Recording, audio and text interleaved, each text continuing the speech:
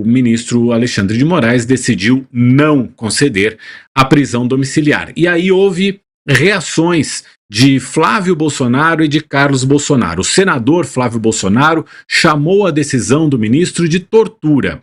Abre aspas, até quando Moraes terá procuração para praticar a tortura? Fecha aspas, foi o que escreveu o filho mais velho de Bolsonaro ainda ontem na rede X, né, na rede social X.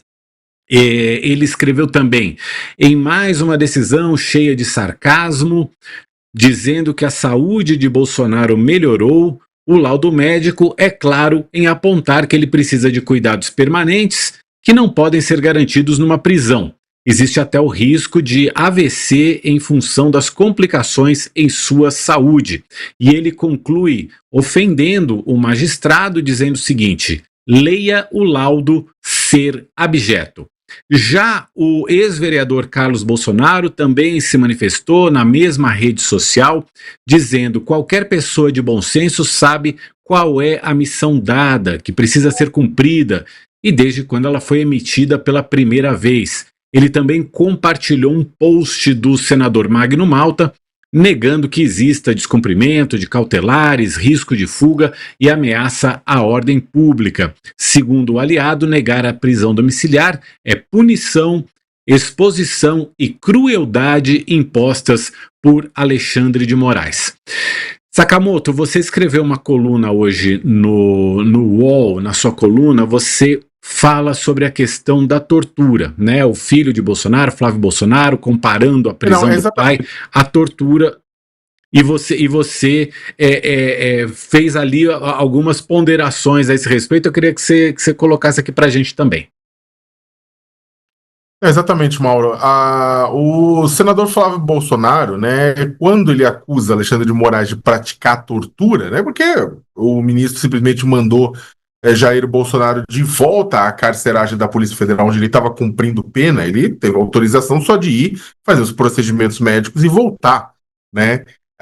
Ele, na verdade, acaba fazendo um plot twist oportunista e ruim de doer nesse roteiro dessa grande chanchada chamada Brasil, né? Por quê?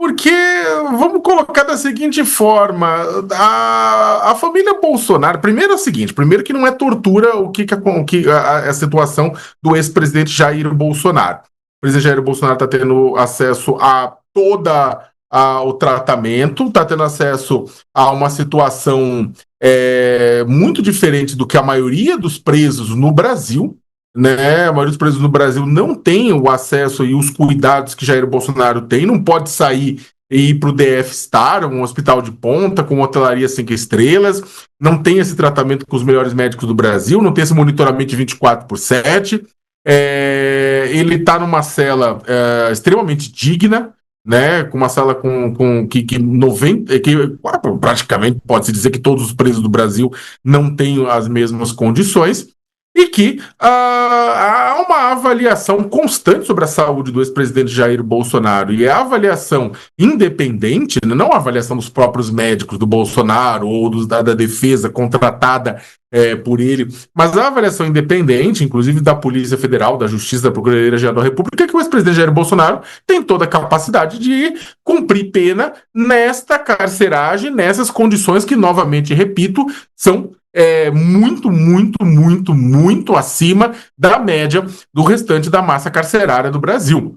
Né? Então, e Alexandre de Moraes já mostrou, Alexandre de Moraes não é burro. Se o presidente Jair Bolsonaro tivesse uma condição realmente que impedisse ele de cumprir a pena lá, ele ia ser removido para prisão domiciliar, tal como foi o general Augusto Heleno, na hora que se verificou e a Polícia Federal fez um laudo e a Procuradoria-Geral da República atestou que, devido ao avanço do mal de Alzheimer, da qual o Heleno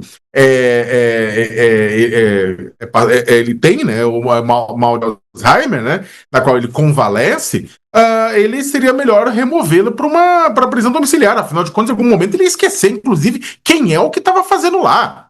Aí sim seria uma tortura manter o Heleno naquela situação. E aí o Alexandre de Moraes removeu o Heleno para a casa dele, para prisão domiciliar, mostrando que, quando há uma necessidade, há uma remoção. né? E agora, a questão do plot twist que eu falei, a questão do o que é o mais maluco disso tudo, né?